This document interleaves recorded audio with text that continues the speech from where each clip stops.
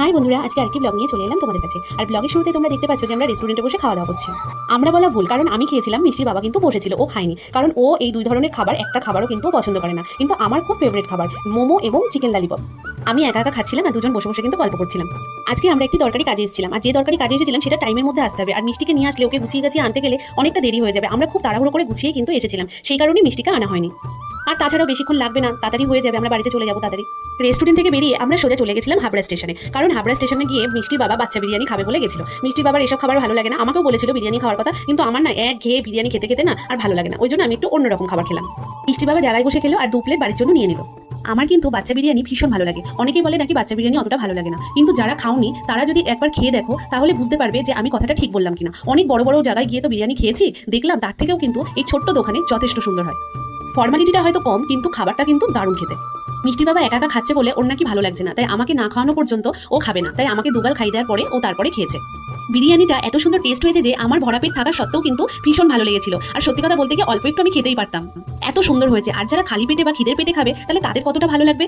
বাচ্চা বিরিয়ানি কতটা সুন্দর আর কতটা টেস্টি হয়, যার জন্য ভরা পেটেও কিন্তু খাওয়া যায়। তারপরে আমরা টিকিট কাউন্টার থেকে নেমেই সাইডে কিন্তু অনেকগুলো দোকান আছে যেখানে খুব ভালো ভালো ছেলেদের আইটেম বিক্রি হয়। আমি তখন মিষ্টির বাবাকে বললাম, তুমি আমার কাছে পয়লা বৈশাখের পাওনা আছো, আমি তোমাকে দুটো গেঞ্জি দিতে চাই। ও সঙ্গে সঙ্গে হেসে বললো, পয়লা বৈশাখের গিফট আজকে? তা যাই হোক, সে যখনই হোক মানে পাওয়া নিয়ে কথা, তাই যাই হোক আমি সঙ্গে সঙ্গে দুটো গেঞ্জি পছন্দ করলাম, পছন্দ করে ওকে কিনে দিলাম। ওরও খুব পছন্দ হয়েছে। আর এদিকে একটা জানো তো, একটা মজার ব্যাপার হয়েছে। এই যে দোকানদার কাকাকে যে আমি ভিডিও করছি, দোকানদার কাকা খুব মজা পাচ্ছে আর কি আমি ভিডিও করাতে, যে উনি হলো ভিডিওতে উঠতে পারছে। তাই আমাকে বলছে কি, আমরা তো উপোস করেছি কটা দিন, কি যাই কোনো একটা পুজোর উপোস করেছিল, তাই গোবদারিগুলো কাটা হয়নি, আমাকে দেখতে খারাপ লাগছে, অন্য একদিন এসে ভালো করে ভিডিও করবে। আমি বললাম ঠিক আছে, ভালো করে ভিডিও করবো। যাই হোক, উনি শুনে খুব খুশি হয়েছিল।